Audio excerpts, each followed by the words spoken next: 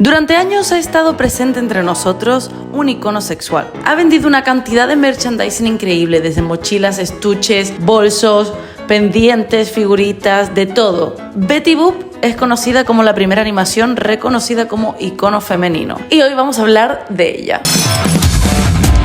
Lo primero que recuerdas al pensar en Betty Boop seguramente es su pelo castaño, su vestido rojo, su liguero, pero vamos a ir un poquito más allá del dibujo animado Betty Boop y vamos a ver toda su historia. Betty Boop apareció en la televisión en los años 30 y en un principio iba a ser una híbrida humana caniche junto a otro perrito, pero acabó siendo esta figura que conocemos como una chica sexy, representada como una diva. La sensualidad de la época en esas series fue el motivo de mucha censura. Sin embargo, sus cortos eran súper adictivos y continuaron. Pero vamos a empezar por el principio. Ha nacido una estrella. En un principio, su creador Grim Natwick había diseñado la historia sobre dos perros y sus aventuras. Uno de ellos evolucionó y dio forma a Betty Boop, tal como la conocemos hoy en día. El otro personaje fue dibujado tal cual y le pusieron el nombre de Bimbo, un perrito enamorado de Betty Boop. Con el inicio de estos personajes se empezaron a crear animaciones de los estudios Talk Cartoon a través de un cortometraje llamado Dizzy Dishes. Sin embargo, a pesar de ser un perrito junto a Bimbo, Betty Boop se fue transformando en lo que hoy en día conocemos como esta sex symbol. Cambiaron sus orejas de perro por unos pendientes. Se mostró esta transformación con el corto Any Rags, donde ya aparecía como un personaje principal, aunque no fue hasta un poco más tarde cuando su nombre apareció con las palabras. Fue en pleno periodo de la guerra entre Estados Unidos y Japón en los años 40 cuando los militares estadounidenses acogieron el icono de Betty Boop, llegándola a llamar como la novia de América. Volviendo al recuerdo de Betty Boop, seguramente cuando pienses en ella te acuerdas de su vestido rojo y su pelo negro, pero realmente los inicios comenzaron en blanco y negro. Fueron pasando los años y se le aplicó una técnica de color llamado Technicolor que ya había dado sus resultados a nivel cinematográfico. Sin embargo, el cambio de blanco y negro a color supuso una pérdida de personalidad para el personaje, que vio sus derechos vendidos a una empresa editorial por parte de la Paramount. Pero en su época gloriosa, el blanco y negro, Betty explotó como dinamita para los televidentes por el impacto de la técnica de la rotoscopia. Consiste en tomar imágenes de una actividad física en movimiento para transportarlo después a la animación, encima de una plataforma de cristal, para de ese modo ir filmando fotograma a fotograma en movimiento con otra cámara. De hecho, Cab Calloway, el cantante que hacía que Betty Boop fuera gloriosa con su orquesta, se dio unos movimientos para un capítulo, convirtiéndose en una morsa de dibujo animada. Hablemos un poquito más de Cab Calloway ya que lo hemos nombrado. Cab Calloway era un maestro enérgico, es conocido como ser un maestro en el scat y dirigió una de las big bands afroamericanas más populares de Estados Unidos. En 1931 grabó su canción Minnie the Moocher.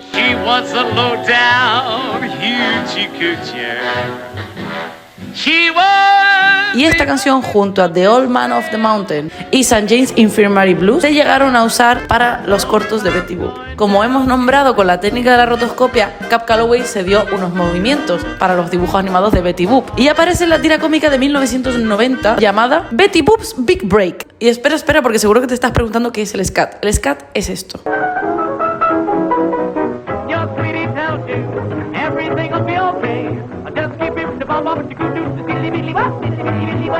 Louis Armstrong fue el culpable de enseñarle scat a Cab Calloway y hacer de él un monstruo de la música. Algo muy interesante que he encontrado investigando un poco para este vídeo es que en 1994 tenían la intención de hacer una película sobre Betty Boop con Cab Calloway. Sin embargo, el estudio la descartó y me da mucha pena, pero a lo mejor 30 años después alguien la remonta. Ahí lo dejo. Y acabamos de nombrar la rotoscopia como la técnica en la que se rodaba Betty Boop. ¿Pero qué hay de su creador? En 1930, Grim Natwick creó el personaje de Betty Boop. A Paramount Pictures le gustó este diseño e insistió en que lo desarrollara más. Es importante decir que los creadores de Betty Boop eran hermanos que crearon un estudio de animación, Fleischer Studios Inc., fundada en 1921 por Max y Dave Fleischer. Este estudio fue el más significante competidor de Walt Disney Productions, gracias a esta técnica que hemos hablado antes, que es la rotoscopia, con la que se hizo súper famoso, y gracias a este aparato les contrataron para hacer una serie animada llamada Out of the Inkwell, de Coco el payaso. El estudio incluso experimentó con películas sonoras durante años, pero estas películas no generaban interés, ya que la tecnología tecnología que usaban pues no les daba para una buena calidad. Sin embargo, hubo una animación que destacó entre todas: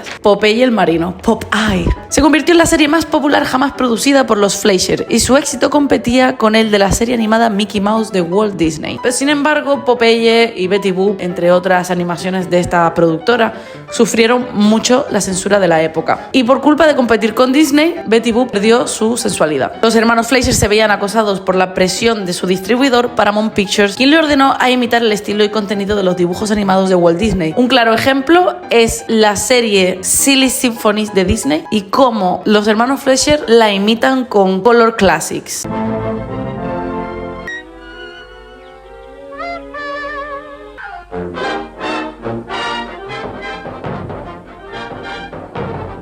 Play safe before it's too late. Stop heading for danger.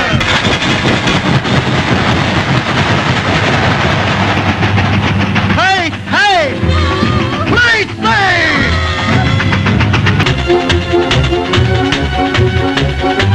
Better play safe.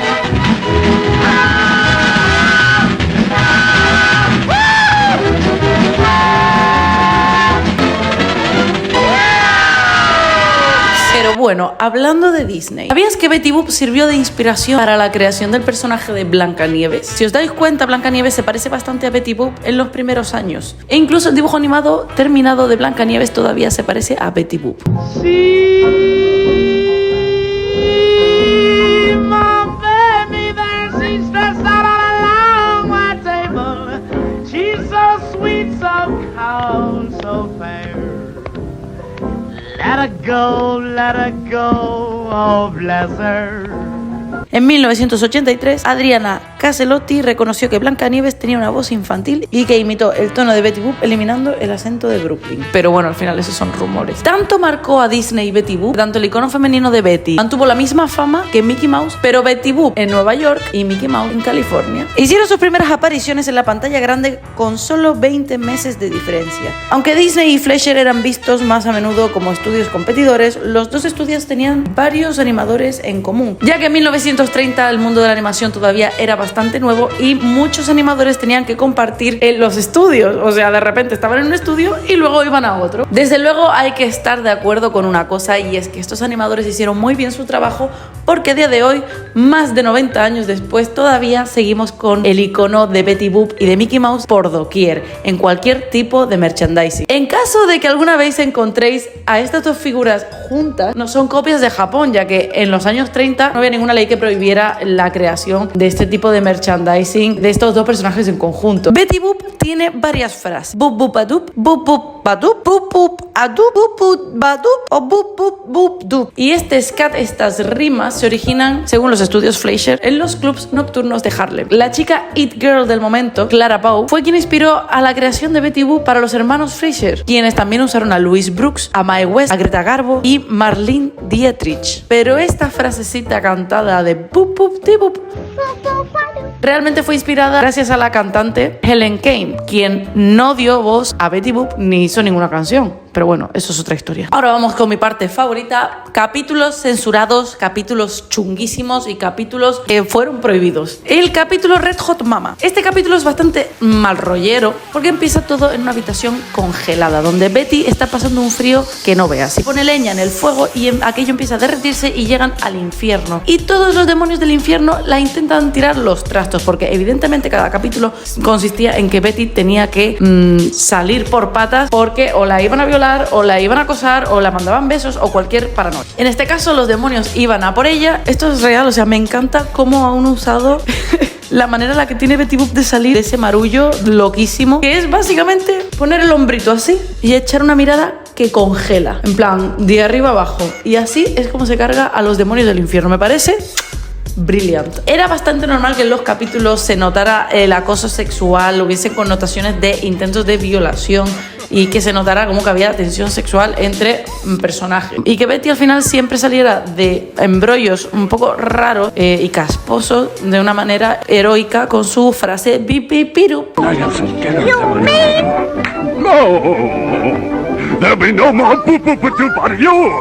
Pero he encontrado una cosa que me ha parecido perturbadora la verdad. Y es que Betty Boop tuvo un encuentro sexual, o sea, salió una escena en el que hacían el ñaca ñaca, atención, con Popeye. Esto ocurrió en una fiesta íntima de la productora, donde solamente estaban los animadores y la gente que hacía la serie, y hicieron ese capítulo muy explícito en el que el miembro de Popeye empotraba básicamente a Betty y desapareció. La eliminaron y nunca nadie ha visto esa cinta, pero se confirma que eso se hizo. Daisy Red Riding Hood. Bimbo decide acompañar a Betty Boop a casa de su abuelo conforme se marchaban todos los animales y trataba de mala forma a Bimbo, ya que no confiaba totalmente en él. Cuando el lobo original aparece, Bimbo actúa de una manera curiosa. Se acerca a ella, va detrás del lobo y le quita la piel y se lo pone para hacerse pasar por el lobo. Rápidamente él se dirige hacia la casa de la abuela y finge ser la abuela. Después de un rato llega Betty y empieza a preguntarle por sus ojos, su boca, como en Caperucita, vamos, están haciendo una alegoría a Caperucita Roja. Y de una manera tan curiosa la mira con lujuria y ella se deja tocar y besar por él. Y ustedes saben qué pasa después. Y os voy a hablar de uno de los capítulos que a mí más me perturban y a la vez me fascinan, que es El hombre viejo de la montaña, de Old Man of the Mountain. La música de ese cortometraje en directo mientras grabas a Cab Calloway me parece increíble. Es un vídeo que os recomiendo muchísimo que lo veáis en YouTube. Básicamente el capítulo trata sobre que Betty va a la montaña donde se encuentra un viejo. Todo el mundo se queja del viejo, de la montaña, y nadie sabe qué hacer con él. Mientras va subiendo la montaña se va encontrando mujeres que aparecen con carritos de bebés que son idénticos al señor de la montaña, y una vez lo encuentra, este la intenta capturar, pero muy ferozmente, en plan, incluso da a entender que está alcoholizado porque se toma una cerveza así por la cara mientras intenta pillarla. Ella intenta escapar, y en un momento se le quita hasta la ropa, y al final todos los animalillos del bosque luchan contra este hombre, pero se da a entender que es un violador. Y hablando de más cosas turbias, no puedo evitar acordarme de la serie de la Casa de los Dibujos Animados. Seguramente gente de Latinoamérica ha visto esto, y gente de Europa a lo mejor también. Hicieron una parodia de Betty Boop llamada Lulu de Cartoon. La parodia evidentemente de Betty. Trata de una mujer hermafrodita y neurótica preocupada por su físico, propensa a entrar en episodios psicópatas y representada en blanco y negro como símbolo sexual de los años 20. Evidentemente Betty Boop. Es de los personajes más reconocidos por no dejar de comer, tener baja autoestima, cortarse en sí misma, cortarse las venas, caer en depresiones, en ataques psicóticos, en obesidad y anorexia y bulimia. Hola, soy Lulú de Cartón e interpreto a Lulú de Cartón en el reality show de Dios los cría, y hoy abordamos los desórdenes alimenticios. O sea, un personaje que han cogido de verdad este icono y lo han reventado. Pero tenía que nombrarlo, porque es que no podía no nombrarlo. Como cosas raras. Y una cosa que también encontré en este vídeo. Estaba buscando cómics sobre Betty Boop y resulta que encontré las Biblias de Tijuana, que si queréis saber lo que es más profundamente, porque eso es telita, ponémelo en comentarios y os hago un vídeo. Pero básicamente, para resumir, las Biblias de Tijuana son libros de unas 8 páginas muy pequeñitos sobre sexo. También conocidas como libros de 8 páginas, libros de Tilly y Mac, libros de Jix, libros del Jix y Maggie, libros de Jojo, Lucy's, Biblias azules, de lomo gris y de 2x4. Historietas pornográficas de tamaño pequeño que se podían comprar por $2,25 y que se produjeron en los Estados Unidos desde la década de 1920 hasta principios de la de 1960. Su popularidad alcanzó su punto máximo durante la era de la Gran Depresión, y la mayoría de las Biblias sexuales de Tijuana eran parodias obscenas de tiras cómicas de periódicos populares de la época. Vamos, que básicamente a Betty Boop como icono sexual la han puesto en todos lados, chaval. Desde ya en su época, en los años 20, la tenían súper sexualizada. A pobre no le paraba de pasar aberraciones sexuales. Ella solo quería escapar. Hola, os habla la moña del futuro. Este último clip se me ha perdido, pero básicamente mi opinión al respecto sobre el tema Betty Boop es que es un personaje hipersexualizado, que no me gusta mucho en sí lo que supone, ¿no?, la creación de este personaje en cuanto a punto feminista se refiere, pero sí en cuanto al mundo de la animación y su historia me parece básico de aprender a la hora de apreciar una animación. Así que nada, espero que os haya gustado todo esto. ¿Tenéis algún comentario que decirme? Por favor, que sea constructivo, no destructivo, y espero que nos veamos en el siguiente vídeo paranoia que me invente, ¿vale? Venga, chao.